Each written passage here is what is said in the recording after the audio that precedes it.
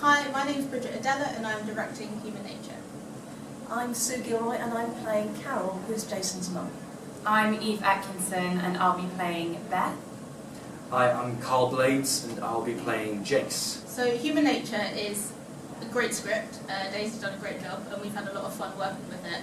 And it's essentially a play that explores the human nature and the human need to make connections.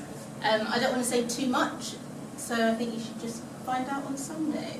I'll be playing Beth, who's JC's girlfriend. We've been together for quite a long time now, but for some reason something just doesn't feel quite right anymore. But I suspect that the truth will out. Why? What it says to do. Since when do you need a book to talk to me? I'm playing Carol, as I say, Jason's mother, and she's a bit worried about Jason. She does her best to look after him and to make sure he's well fed. That's one of the main aims. I am not leaving you like this. Mum, get out! Oh, God, please! Oh, don't make me laugh. Jace is a very isolated person. Seems very lonely, like in himself, very strange behaviour, and there's definitely something mysterious about the situation that they're in when you meet these characters. So come along on Sunday.